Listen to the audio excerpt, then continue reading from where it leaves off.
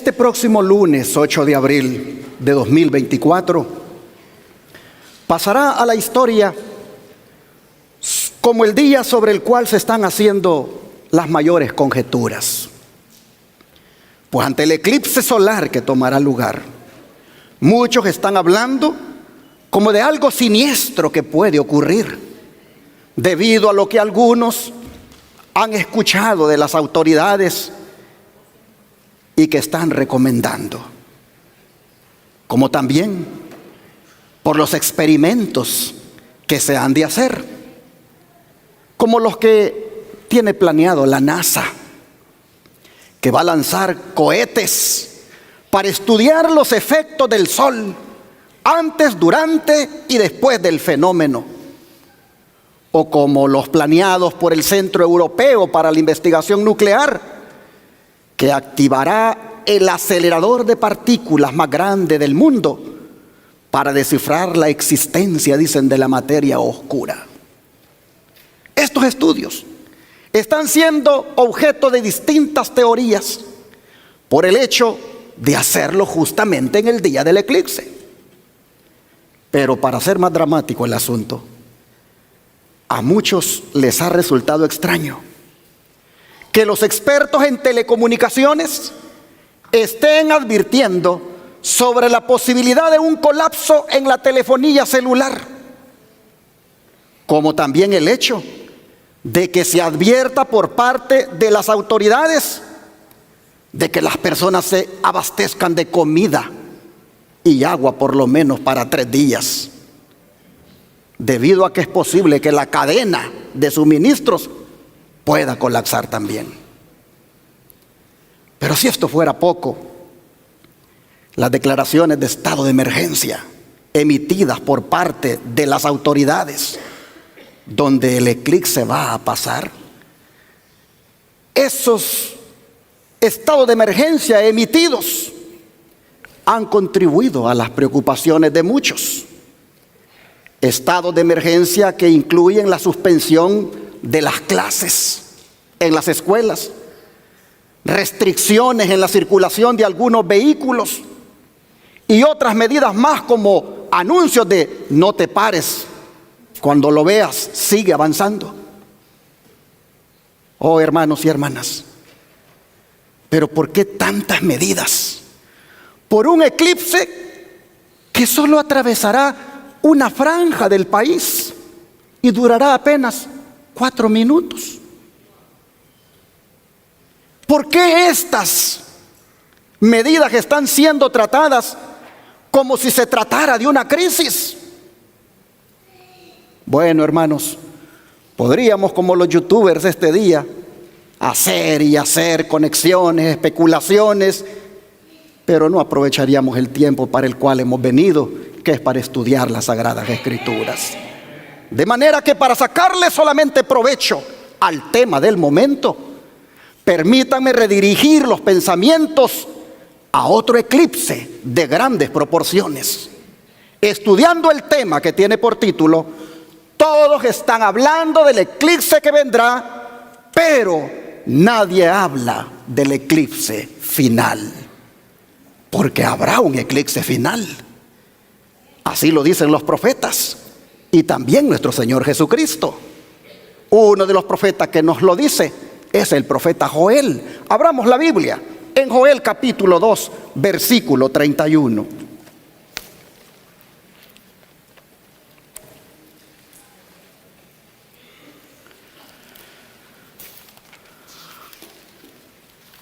Joel capítulo 2, versículo 31.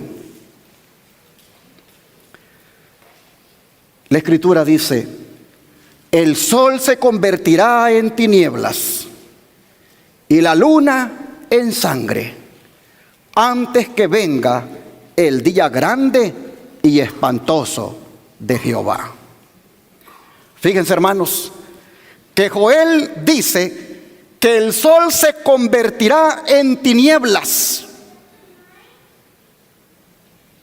antes que venga el día grande y espantoso de Jehová. ¿Qué día es ese? El día cuando nuestro Señor Jesús aparezca en las nubes de los cielos. ¿Por qué, hermanos? ¿Por qué lo digo? Porque el mismo Señor Jesús lo dijo en el Evangelio de Marcos, capítulo 13, versículo 24 al 26. Marcos 13, versículo 24 al 26.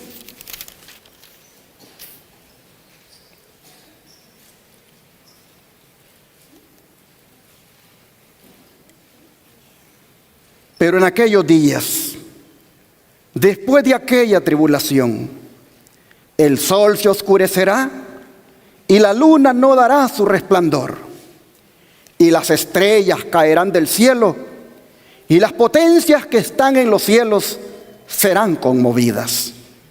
Entonces verán al Hijo del Hombre, que vendrá en las nubes con gran poder y gloria. Como ven, hermanos, el oscurecimiento del sol, del día grande y terrible de Jehová que leímos en Joel, Jesús lo asocia con su segunda venida. Y en 1780 ocurrió un oscurecimiento del sol en el noreste de aquí de los Estados Unidos, el cual fue visto como el cumplimiento de esta profecía de Jesús. Pero como muchos intérpretes concuerdan, la profecía de Jesús es de doble cumplimiento. Por tanto, el mundo verá un oscurecimiento del sol final, el cual ya no será solo en los Estados Unidos, sino en todo el mundo. Pero para que tengamos una idea de cómo será, ¿qué les parece si leemos del don de profecía lo que ocurrió en 1780, como también lo que sucedió con la luna y las estrellas? El don de profecía dice: único o casi único en su especie, por lo misterioso del hasta ahora inexplicado fenómeno que en él se verificó, fue el día oscuro del 19 de mayo de 1780. Inexplicable oscurecimiento de todo el cielo visible y atmósfera de Nueva Inglaterra. Así se le llamaba a los estados allá de Massachusetts, Maine, Vermont y todos ellos. Un testigo ocular, dice, que vivía en Massachusetts, describe el acontecimiento del modo siguiente: por la mañana salió el sol despejado, pero pronto se anubló. Las nubes fueron espesándose y del seno de la oscuridad que ostentaban brillaron relámpagos, se oyeron truenos y cayó un leve aguacero. A eso de las 9, las nubes se atenuaron y revistieron un tinte cobrizo. Demudaron el aspecto del suelo, peñas y árboles, al punto que no parecían ser de nuestra tierra. La verdad es que si hubiéramos estado allí, yo no creo que hubiéramos estado como la gente está con esas cositas allí en los ojos, en este que va a ver, porque esto infunde temor. Dice: a los pocos minutos, un denso nubarrón negro se extendió por todo el firmamento, dejando tan solo un estrecho borde en el horizonte y haciendo tan oscuro el día como suele serlo en verano a las 9 de la noche. Temor, zozobra y terror se apoderaron gradualmente de los ánimos. Desde las puertas de sus casas, las mujeres contemplaban la lóbrega escena. Los hombres volvían de las faenas del campo. El carpintero dejaba las herramientas y el herrero la fragua, el comerciante el mostrador. Sí, no se podía trabajar porque se puso oscuro, así que mejor hay que regresar a casa. Los niños, dice, fueron despedidos de las escuelas y huyeron a sus casas llenos de miedo. Los caminantes hacían alto en la primera casa que encontraban. ¿Qué va a pasar?, preguntaban todos. No parecía sino que un huracán fuera a desatarse por toda la región o que el día del juicio estuviera inminente. Hubo que prender velas y la lumbre del hogar brillaba como en noche de otoño, sin luna. Las aves se recogieron en sus gallineros. El ganado se juntó en sus encierros. Las ranas cantaron. Los pájaros entonaron sus melodías del anochecer. Y los murciélagos se pusieron a revolotear. Solo el hombre sabía que no había llegado la noche, que eran apenas las 9 de la mañana. Esto está escrito en el Conflicto de los Siglos, en las páginas 307 a la 308. Pero ¿qué les parece? Desde el tiempo de Moisés no se ha registrado jamás periodo alguno de oscuridad tan densa y de igual extensión y duración como el descrito aquí. Pero esto no vino a ser, hermanos y hermanas, sino un eco de las palabras del profeta Joel que ya leímos y que fueron dichas 2500 años antes de que acontecieran. Ese día, cuando el sol se oscureció, también la luna tuvo una aparición extraña. Vean cómo sigue diciendo el don profético. La oscuridad de la noche no fue menos extraordinaria y terrorífica que la del día, pues no obstante ser casi tiempo de luna llena, ningún objeto se distinguía sin la ayuda de luz artificial, la cual, vista desde las casas vecinas u otros lugares distantes, parecía pasar por una oscuridad como la de Egipto, casi impenetrable para sus rayos. Y aunque la luna llegó aquella noche a su plenitud, no logró en lo más mínimo disipar las sombras sepulcrales. Después de medianoche desapareció la oscuridad y cuando la luna volvió a verse, parecía de sangre. Pero hermanos y hermanas, son tan impactantes estas señales que Jesús se refiere a ellas nuevamente en Apocalipsis 6, versículos 12 al 13. Vamos a leer allí. Apocalipsis 6, versículos 12 al 13.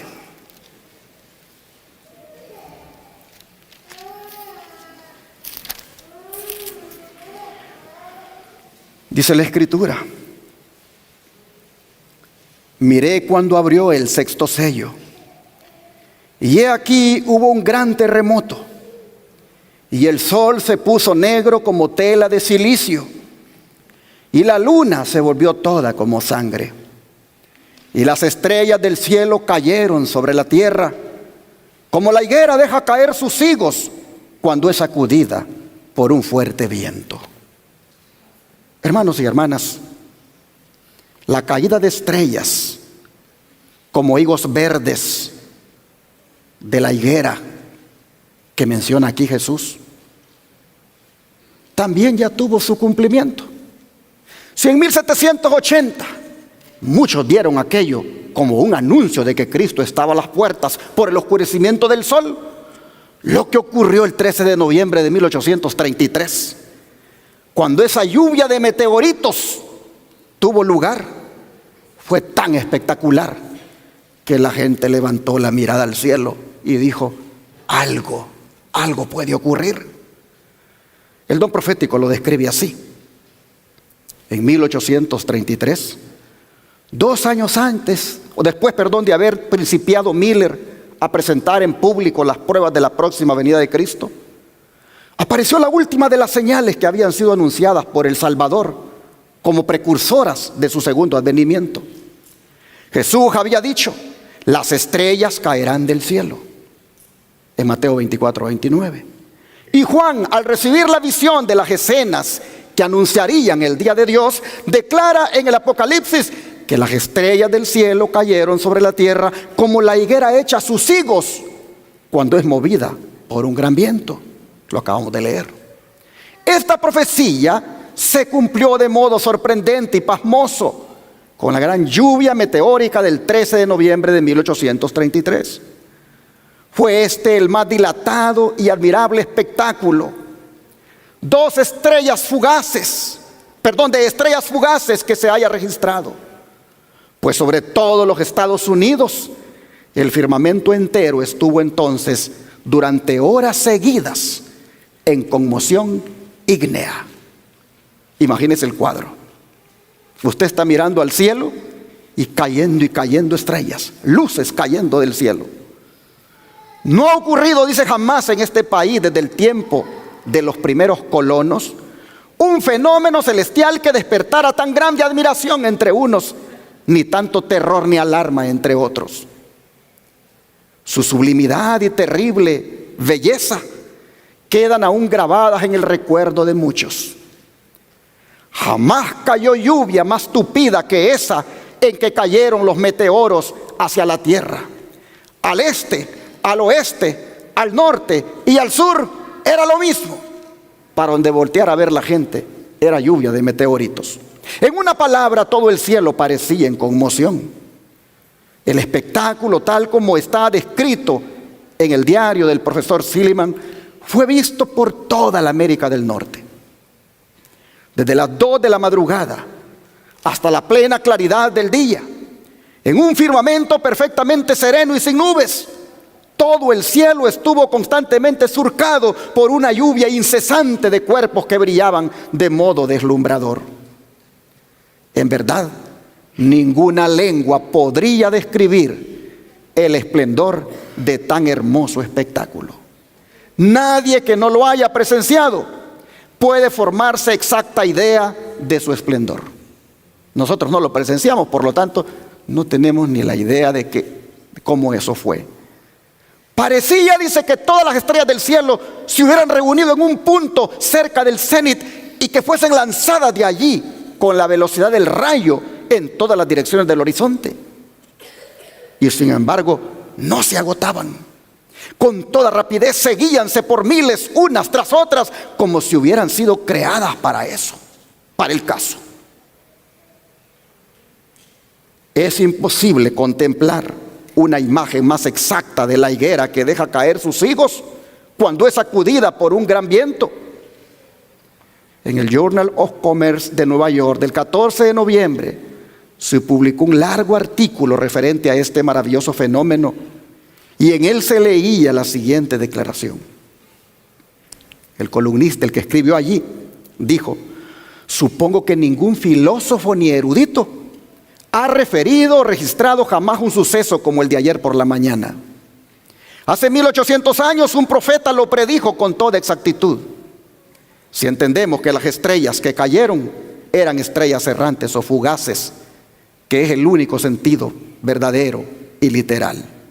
Así se realizó la última de las señales de su venida, acerca de las cuales Jesús había dicho a sus discípulos: cuando viereis todas estas cosas, sabed que está cercano a las puertas. Conflicto de los siglos, páginas 332 a la 334. Hermanos, necesitamos leer ese libro. Necesitamos agarrar ese libro, El conflicto de los siglos, y agarrarlo despacio y devorarlo, comer todo lo que hay allí, porque ahí está el gran conflicto entre las fuerzas del bien y del mal y las señales explicadas de la venida del Señor. Entonces, hermanos y hermanas, ¿qué es lo que hace falta? ¿Qué es lo que hace falta con esos cumplimientos portentosos que ocurrieron en 1780 y 1833? Y que los pioneros adventistas dijeron: esto no cabe duda que es una señal que Cristo viene pronto.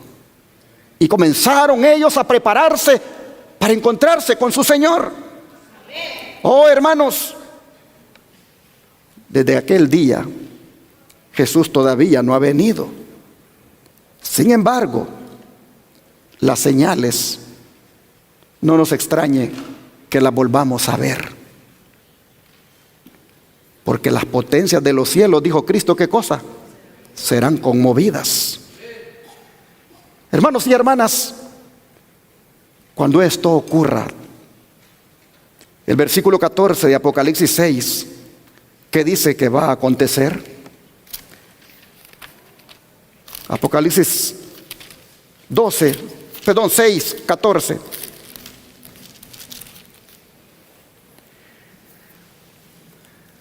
Dice: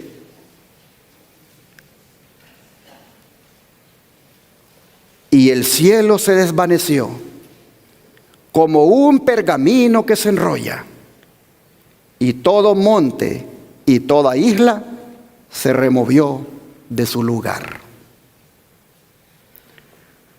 Hermanos y hermanas, los cielos se abrirán y un cataclismo tendrá lugar, porque todo monte y toda isla se moverán de su lugar. Este es el verdadero eclipse para el cual debemos prepararnos. Este es el eclipse final para el cual usted y yo debemos alistarnos. Cuando junto con los astros, haciendo manifestaciones portentosas en los cielos, también la tierra se abra y tiemble como un borracho. El don de profecía lo describe de esta manera: después de estas señales, Juan vio que el gran acontecimiento que debía seguir consistía en que el cielo desaparecía como un libro cuando es enrollado, mientras que la tierra era sacudida. Las montañas y las islas eran movidas de sus lugares, y los impíos aterrorizados trataban de esconderse de la presencia del Hijo del Hombre. Muchos de los que presenciaron la caída de las estrellas la consideraron como un anuncio del juicio venidero, como un signo precursor espantoso, un presagio misericordioso de aquel grande y terrible día. Así fue dirigida la atención del pueblo hacia el cumplimiento de la profecía, y muchos fueron inducidos a hacer caso del aviso del segundo advenimiento.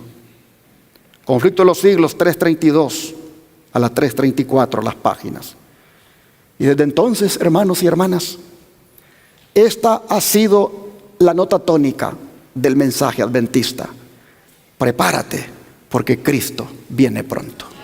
Desde entonces, los adventistas nos hemos identificado con esas palabras de advenimiento, adventistas, porque nosotros no hemos perdido la esperanza de ver a nuestro Señor.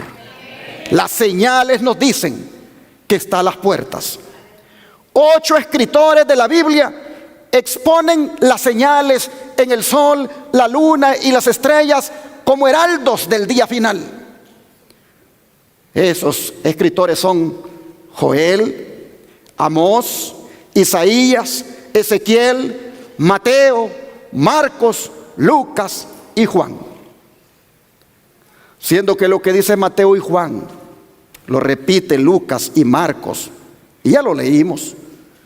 Veamos lo que dicen Amós, Isaías, Ezequiel, puesto que lo que dice Joel ya lo leímos también. Vamos al libro de Amós, capítulo 8, verso 9.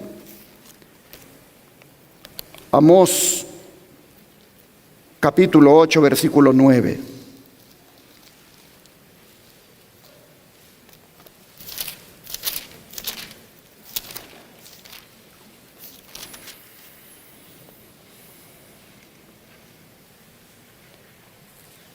Acontecerá en aquel día, dice Jehová el Señor, que haré que se ponga el sol. ¿A qué horas, hermanos? A mediodía. Y cubriré de tinieblas la tierra en el día claro. Noten, hermanos, el mensaje solemne del profeta Amós. Aquel día. Cuando los profetas hablaban de aquel día, ellos se referían a ese día grande y terrible de Jehová, cuando Él se manifieste. Dice que el sol, el Señor va a hacer que se ponga a mediodía y va a cubrir de tinieblas la tierra en pleno día claro. Pero ¿qué nos dice Isaías? Isaías 13, versículo 10. Isaías capítulo 13, versículo 10.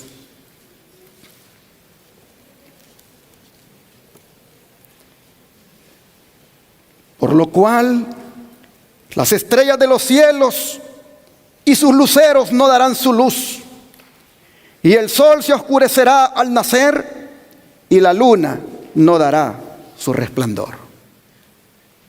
Vean los ecos de 1780 y 1833. Son los ecos de las voces de los profetas de antaño. Pero Ezequiel no se queda atrás. Ezequiel 32, versículo 7.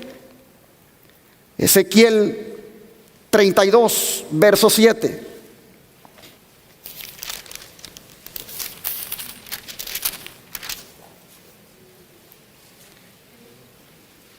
Ezequiel 32, verso 7.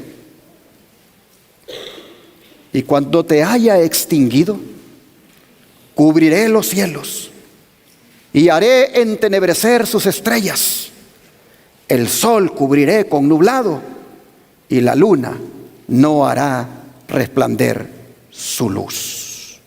Y el 8 dice: haré entenebrecer todos los astros brillantes del cielo por ti, y pondré tinieblas sobre tu tierra, dice Jehová el Señor.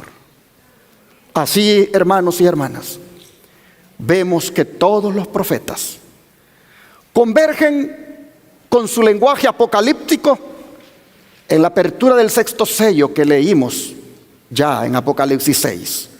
Pero qué asombroso, hermanos, irá a ser ver los cielos abiertos, mirar para arriba y contemplar cómo se descorren para que la tierra quede sin protección delante de Dios. A esto se refirió Cristo cuando dijo: y las potencias de los cielos serán conmovidas. La sierva del Señor dice que son los astros de los que hemos estado hablando los que van a ser conmovidos. Se los pongo aquí. Las potestades del cielo son el sol, la luna y las estrellas. Gobiernan en los cielos. Las potestades terrenas son las que gobiernan en la tierra. Las potestades del cielo se conmoverán a la voz de Dios. Entonces el sol, la luna y las estrellas se desquiciarán de su asiento. Todavía no hemos visto esto. No se aniquilarán, sino que se conmoverán a la voz de Dios. Sobrevinieron sombrillas y densas nubes que se estrechocaban unas con otras. La atmósfera se partió, arrollándose hacia atrás. Y entonces pudimos ver en Orión un espacio abierto de donde salió la voz de Dios. ¿Cuántos conocen Orión? ¿Ya la han mirado? Traten de verla. Lástima que no traje la foto para ponerles cómo se mira Orión, pero pregúntenle a sus abuelitos o a sus papás cómo es que se mira Orión y trate de buscarla. Por allí, dice la sierva del Señor, pudimos ver en Orión un espacio abierto de donde salió la voz de Dios.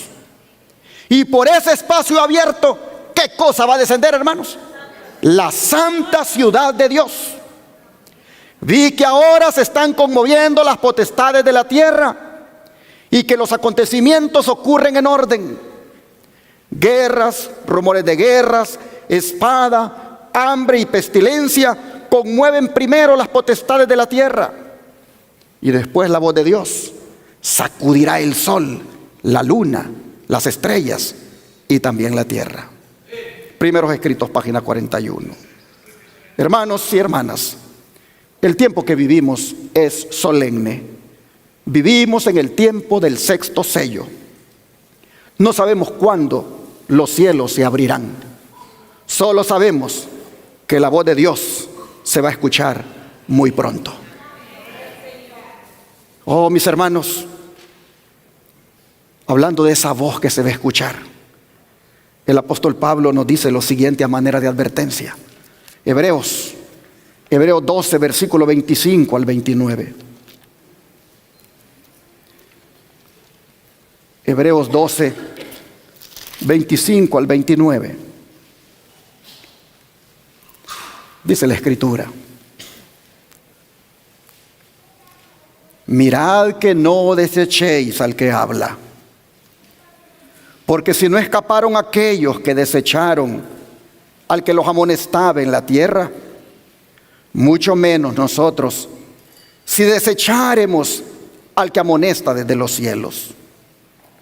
La voz del cual conmovió entonces la tierra, pero ahora ha prometido diciendo: aún una vez y conmoveré no solamente la tierra, sino también el cielo. Y esta frase, aún una vez, indica la remoción de las cosas movibles como cosas hechas para que queden las inconmovibles. Así que recibiendo nosotros un reino inconmovible, tengamos gratitud y mediante ella sirvamos a Dios, agradándole con temor y reverencia, porque nuestro Dios es fuego consumidor. Qué advertencia más solemne, hermanos. Mirad, nos dice que no desechéis al que habla. Porque si el antiguo Israel quedó aterrorizado cuando lo escuchó hablar desde el monte Sinaí, hoy, hermanos, no será la excepción. Así que es mejor escucharle desde ya, ¿no creen ustedes? Es mejor escucharle desde ya. Cuando la voz de Dios sacuda de nuevo, hermanos, los cielos y la tierra, el pecado va a ser removido, como también este mundo. Y solo va a permanecer lo que es recto y puro delante de Dios. Por eso es que nosotros debemos aspirar a ser rectos y puros. Nosotros debemos aspirar, hermanos y hermanas, a servir a Dios con rectitud y pureza, agradándole en todo. Y yo les pregunto, ¿se puede hacer eso por medio de la gracia de Cristo? Claro que se puede. Pero no desechemos al que habla desde ya, para que aquel día no nos vaya a dar terror oírle su voz. El profeta Jeremías, hablando de la voz que sacudirá los cielos, vean lo que dice. Jeremías capítulo 25, versículo 30 al 33.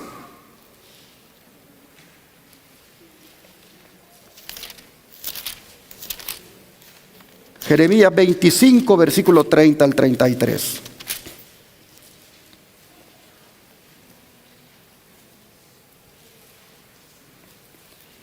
Tú pues profetizarás contra ellos todas estas cosas, todas estas palabras, y les dirás: Jehová rugirá desde lo alto, y desde su morada santa dará su voz.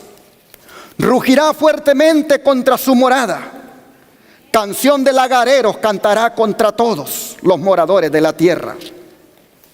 Llegará el estruendo hasta el fin de la tierra, porque Jehová tiene juicio contra las naciones. Él es el juez de toda carne. Entregará a los impíos a espada, dice Jehová.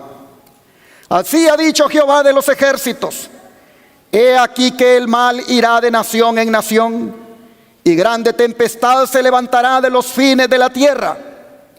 Y yacerán los muertos de Jehová en aquel día, desde un extremo de la tierra hasta el otro. No se endecharán, ni se recogerán, ni serán enterrados, como estiércol quedarán sobre la faz de la tierra. ¿Cuándo será esto, hermanos? Cuando Jehová ruja desde lo alto, y desde su morada santa de su voz. Entonces ocurrirán estas cosas. Entonces rugirá, dice, fuertemente contra su morada. Oh, hermanos y hermanas, qué voz más potente será esa. Será como el estruendo de muchas aguas, como Juan oyó a Jesús aquel día que se le apareció en la isla de Patmos. ¿Estamos preparados para oír esa voz? ¿Queremos prepararnos para oír esa voz? Oh, mis hermanos, mire cómo el profeta Isaías se refiere también a esto. Isaías 24. Isaías 24, versículos 19 y 20.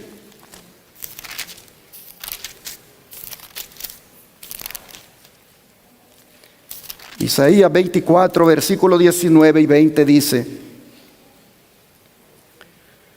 será quebrantada del todo la tierra, enteramente desmenuzada será la tierra en gran manera, será la tierra conmovida.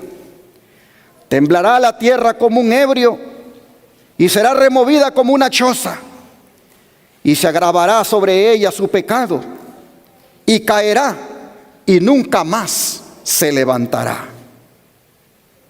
Oh, mis hermanos, Jeremías no se queda atrás. Jeremías 4 nuevamente vuelve con otro mensaje. Dice lo siguiente, Jeremías 4, versículo 23 al 28.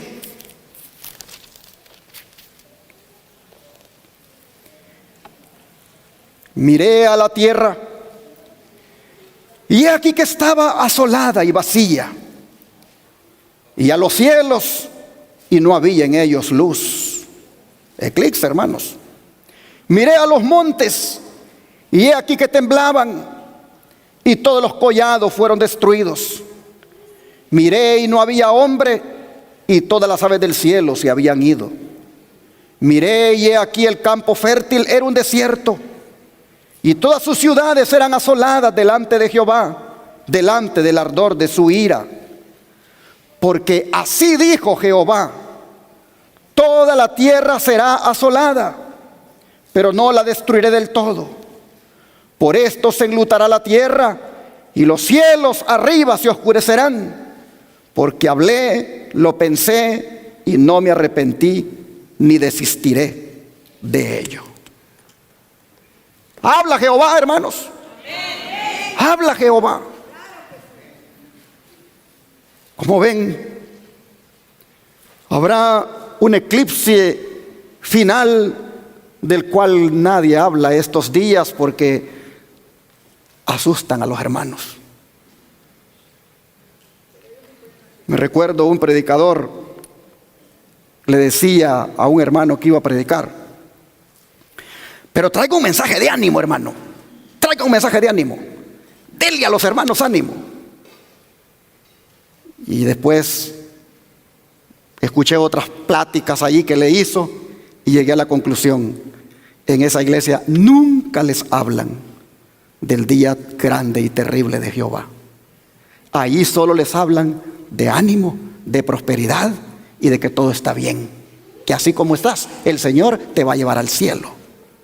Oh, hermanos y hermanas, este es el eclipse final del cual nadie está hablando, y que las escrituras mencionan que estarán acompañados de estas señales portentosas.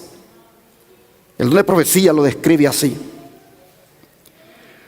multitudes de hombres perversos, profiriendo gritos de triunfo, burlas e imprecaciones, están a punto de arrojarse sobre su presa, cuando de pronto densas tinieblas más sombrías que la oscuridad de la noche caen sobre la tierra. Este es el eclipse final.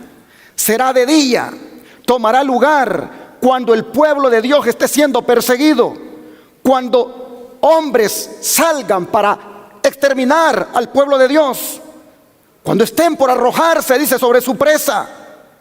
En pleno día, densas tinieblas más sombrías que la oscuridad de la noche van a caer sobre la tierra. Este es el eclipse final.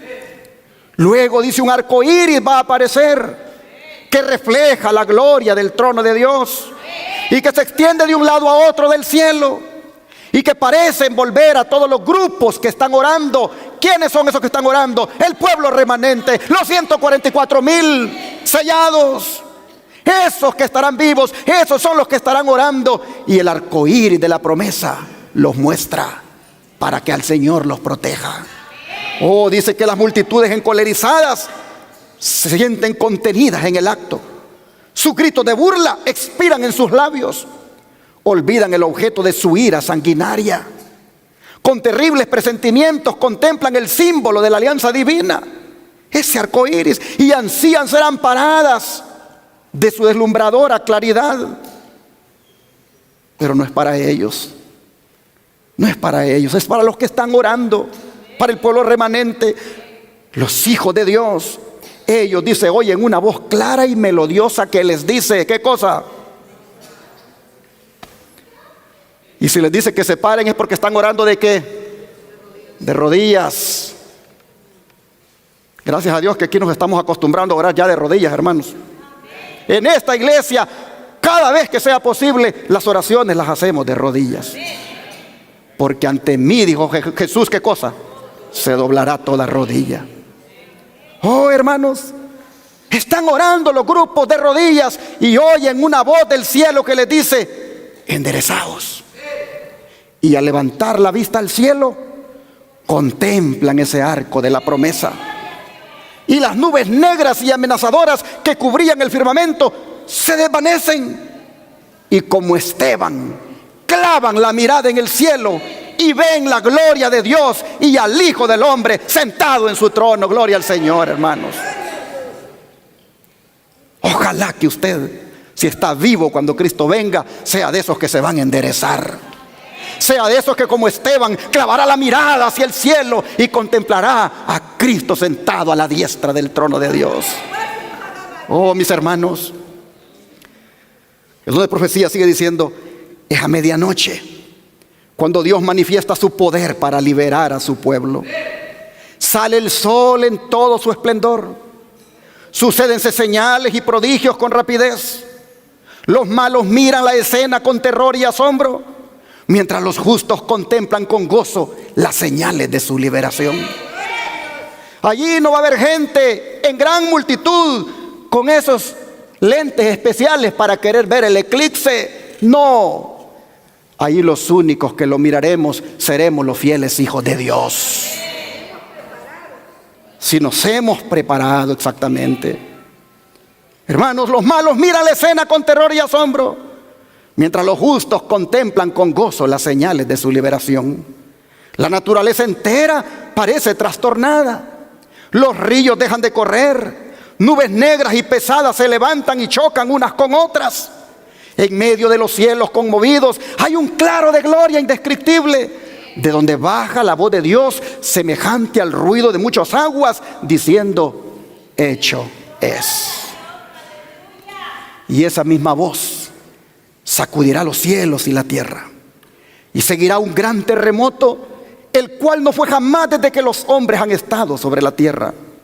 El firmamento parece abrirse y cerrarse.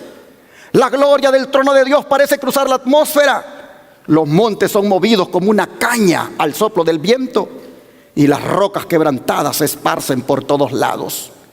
Se oye un estruendo como de cercana tempestad. El mar es azotado con furor. Se oye el silbido del huracán como voz de demonios en misión de destrucción. Toda la tierra se alborota e hincha como las olas del mar. Su superficie se raja. Sus mismos fundamentos parecen ceder. Se hunden cordilleras. Desaparecen islas habitadas. Los puertos marítimos que se volvieron como Sodoma por su corrupción son tragados por las enfurecidas olas. Así lo vio Ellen White en visión, el día grande y terrible de Jehová. Y aparece en el conflicto de los siglos en la página 620. Hermanos y hermanas, yo creo que es bueno que hagamos una decisión, y es la de consagrarnos a Jesús, la de ponernos a cuentas con Dios. Es bueno que dejemos el pecado y nos reconciliemos con el Señor, porque no la va a tener nada fácil aquel que le sorprenda ese día. Pero si nosotros desarrollamos desde ya una estrecha relación con Jesús, la promesa del Salmo 34 o 46 es de nosotros. Vamos a leer la promesa del Salmo 46, versículo 1 al 3. Salmo 46, versículo 1 al 3. Y la Escritura dice: Dios es nuestro amparo y fortaleza, nuestro pronto auxilio en las tribulaciones. Por tanto, no temeremos, aunque la tierra sea removida y se traspasen los montes al corazón del mar, aunque bramen y se turben sus aguas y tiemblen los montes a causa de su braveza. No temeremos, dice. ¿Por qué no temeremos?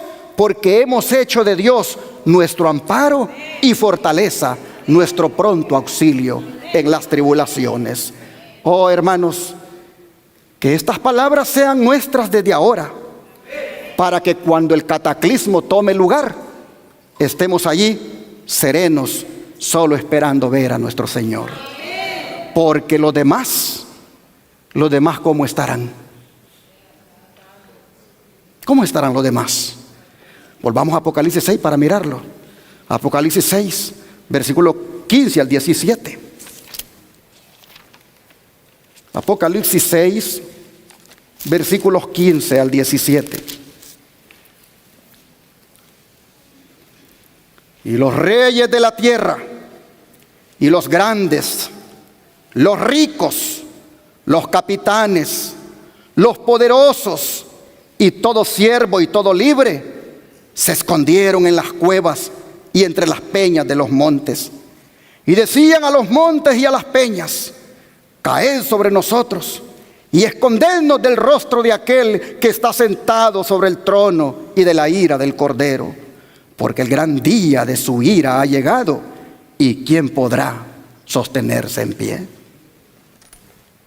Hermanos, 7 clases de personas son mencionadas aquí, y sobre ellas cae la ira de Dios y la ira del Cordero. Estas 7 clases de personas corren de pavor a esconderse a las cuevas y en las rocas de los montes.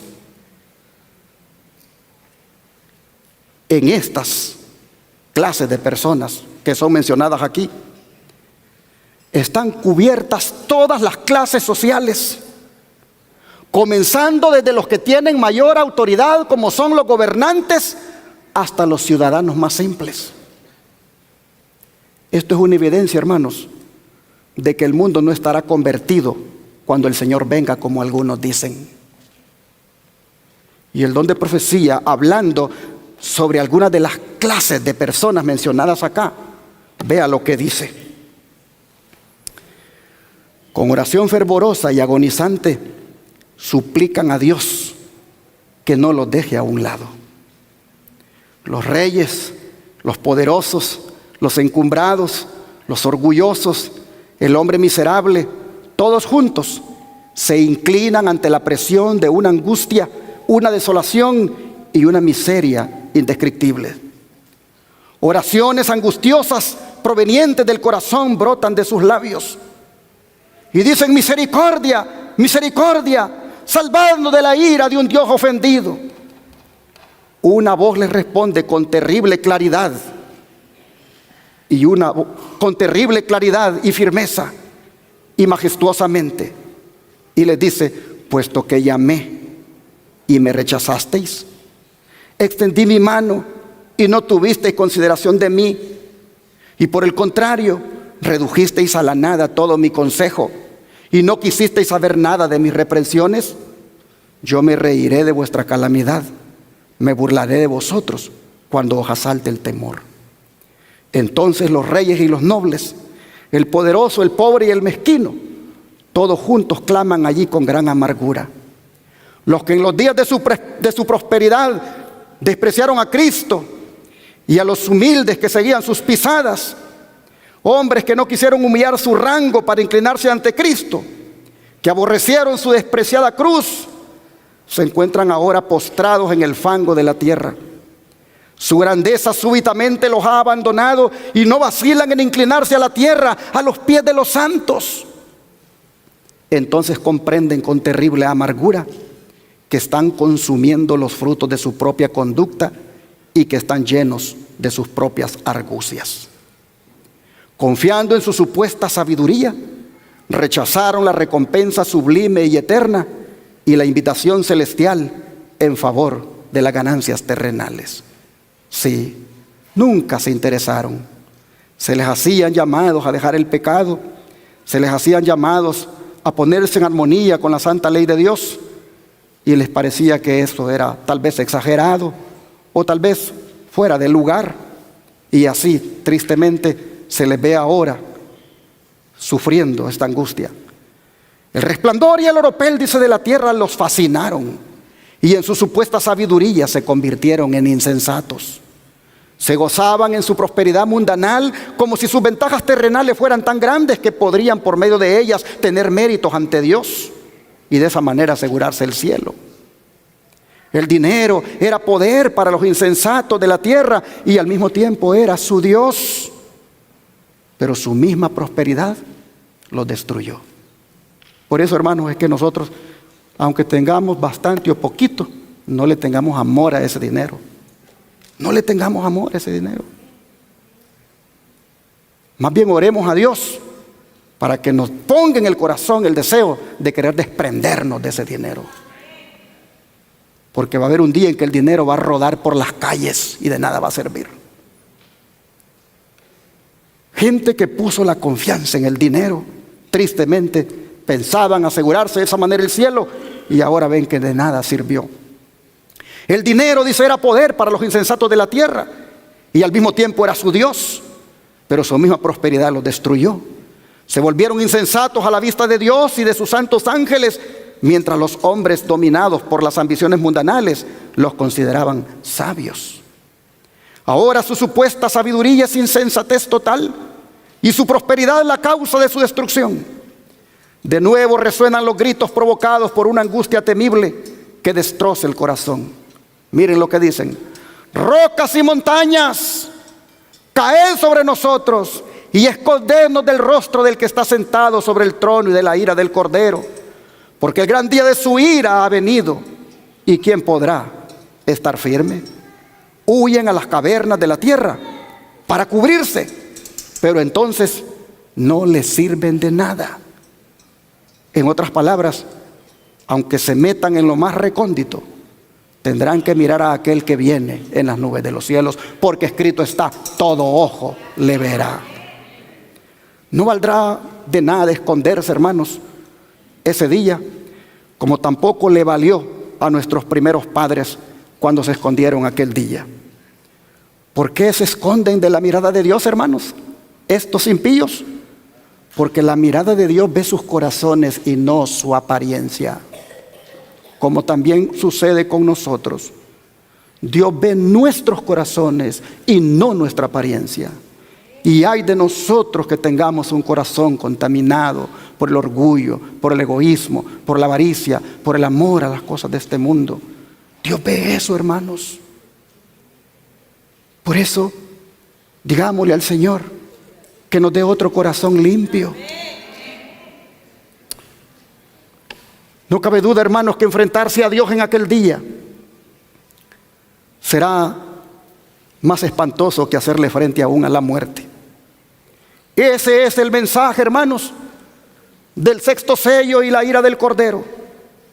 Siempre hemos estado familiarizados con un cordero manso e inofensivo, como el que nos presenta Isaías.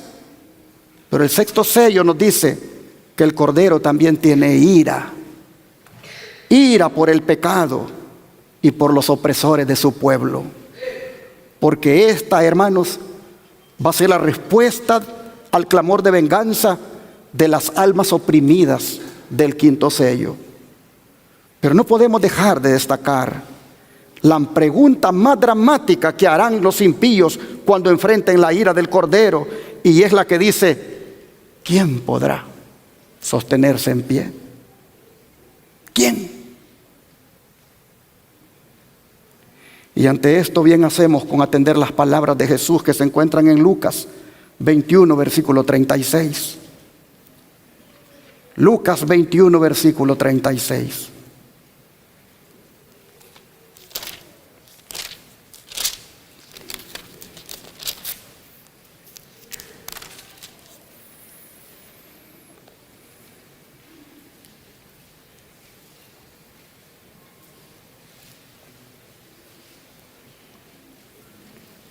Dice, desfalleciendo los hombres por el temor y la expectación de las cosas que sobrevendrán en la tierra, porque las potencias de los cielos serán conmovidas.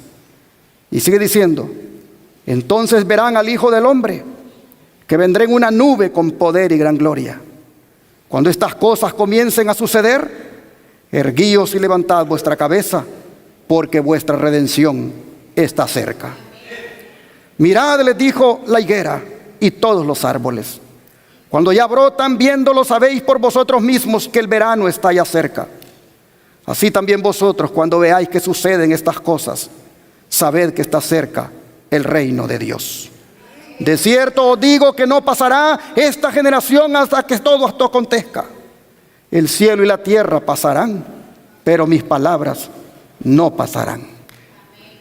Por eso dice el verso 34, mirad también por vosotros mismos, que vuestros corazones no se carguen de glotonería y embriaguez y de los afanes de esta vida, y venga de repente sobre vosotros aquel día. Porque como un lazo vendrá sobre todos los que habitan sobre la faz de toda la tierra. Velad pues, verso 36, velad pues en todo tiempo, orando que seáis tenidos por dignos de escapar de todas estas cosas que vendrán y de estar como, hermanos, en pie delante del Hijo del Hombre. Orar, orar, hermanos, solo cuando tenemos problemas. ¿Qué dice el texto? En todo tiempo. Orar en todo tiempo, pidiendo por ser tenidos por dignos de escapar de las cosas que vendrán y así poder estar de pie. ¿Quién podrá sostenerse en pie?, preguntan los impíos. Jesús dice, los que estén orando en todo tiempo, los que estén pendientes de las señales, los que se preocupan por su vida espiritual y que no hacen que sus corazones se carguen de glotonería y embriaguez. Estos que estén velando, dice el Señor, estos son los que van a estar de pie. Oh, hermanos y hermanas, ¿cuántos queremos estar de pie? El don de profecía dice, al considerar el poco tiempo que nos queda, debiéramos velar y orar como pueblo, y en ningún caso dejarnos distraer de la solemne obra de preparación para el gran acontecimiento que nos espera. Porque el tiempo se alarga aparentemente, muchos se han vuelto descuidados e indiferentes acerca de sus palabras y acciones. No comprenden su peligro y no ven ni entienden la misericordia de nuestro Dios al prolongar el tiempo de gracia, a fin de que tengan oportunidad de adquirir un carácter digno de la vida futura e inmortal. Cada momento es del más alto valor. Se les concede tiempo, no para que lo dedican a estudiar sus propias comodidades y a transformarse en moradores de la tierra, sino para que lo empleen en la obra de vencer todo defecto de su carácter y en ayudar a otros por su ejemplo y esfuerzo personal a ver la belleza de la santidad. Dios tiene en la tierra un pueblo que con fe y santa esperanza está siguiendo el rollo de la profecía que rápidamente se cumple, y cuyos miembros están tratando de purificar sus almas obedeciendo a la verdad, a fin de no ser hallados sin manto de boda cuando Cristo aparezca. Hoy los testimonios, tomo 1, página 505. Quiero llamar su atención a esto último. De los miembros dice que están tratando de purificar sus almas obedeciendo a la verdad. Estos miembros del pueblo de Dios que están tratando de purificar sus almas obedeciendo a la verdad, sin duda serán los que estarán de pie cuando el Señor venga. Estos que purifican sus almas, ¿en qué, hermanos? En la sangre de Cristo. Los que purifiquen sus almas en la sangre de Cristo se purificarán así como Él es puro. ¿Cuántos quieren hacerlo? Leamos la promesa del Salmo 130, versículo 3 al 8. Salmo 130, versículo 3 al 8.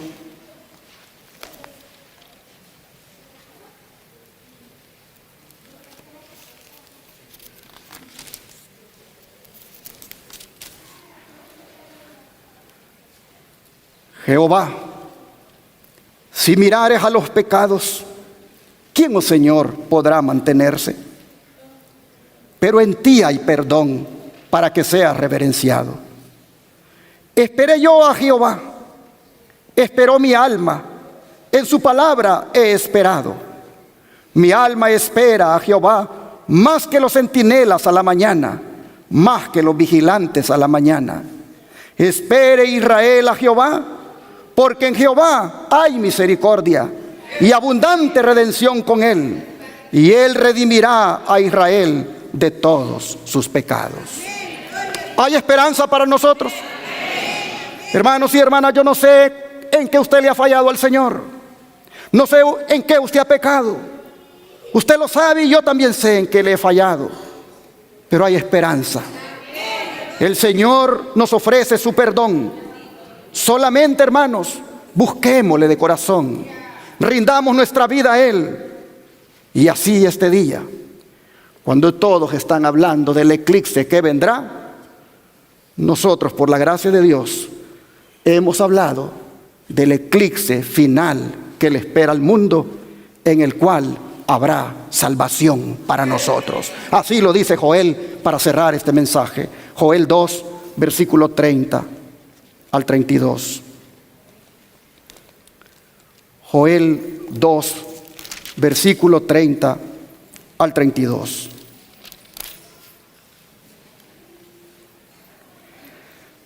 Y haré prodigios, y daré prodigios en el cielo, y en la tierra sangre y fuego, y columnas de humo. El sol se convertirá en tinieblas, y la luna en sangre, antes que venga el día grande y espantoso de Jehová. Pero aquí viene la promesa, hermanos. Y todo aquel que invocare el nombre de Jehová, ¿qué va a pasar con él? Será salvo. Porque en el monte de Sión y en Jerusalén habrá salvación, como ha dicho Jehová, y entre el remanente al cual él habrá llamado. Habrá salvación para el remanente. Ojalá, hermanos y hermanas, que para cuando el eclipse final tome lugar, la luz de Dios brille sobre nosotros. Ojalá, mis hermanos y hermanas, que cuando el eclipse final aterrorice a muchos, sea la señal de esperanza de que el Señor ya viene por nosotros. Que Dios nos bendiga y que todas estas señales y este mensaje de Dios lo atesoremos en el corazón y nos lleve a rendir nuestra vida a Jesucristo. Que Dios bendiga su palabra. Caigamos de rodillas a los pies de Cristo y digámosle que nos ayude a prepararnos. Oh Padre, hemos hablado de aquel día grande, de aquel día cuando tú aparezcas y tu voz se escuche. Hemos visto, Señor, cómo la naturaleza se va a trastornar cuando escuche tu voz. Hemos visto la reacción de los impíos, orándole a las piedras, orándole a las montañas, a las cuevas, porque no tienen a nadie más a quien orar. Pero al mismo tiempo vemos, Señor, que habrá un pueblo que estará listo, que habrá un pueblo que en ese eclipse final estará sereno, porque mirará en ese eclipse final la señal de su liberación. Oh Señor, queremos ser de ese pueblo. Ayúdanos, Padre, ayúdanos a amarte, a servirte, a abandonar el pecado, a entregarnos a ti, a no claudicar entre dos pensamientos, sino solamente en uno, en el de amarte y servirte. Oh Señor, te ruego que ese día cuando los cielos se abran y su voz, oh Padre, se oiga, todos nosotros la oigamos. Que todos nosotros oigamos esa voz que nos dice: enderezaos, enderezaos. Oh Padre, le ruego que ese día todos los que estamos aquí podamos darle la bienvenida, que podamos amarlo desde ahora, dejar el pecado y vivir solo para usted, Señor. Ayúdenos a ser victoriosos sobre el pecado. Ayúdenos, Señor, a vivir cada día como que si esto que hemos leído va a ser hoy. Ayúdenos, Señor, a estar preparados. Se lo suplicamos, que con su ayuda podamos llegar al cielo. Se lo pedimos en el nombre de Jesús. Amén.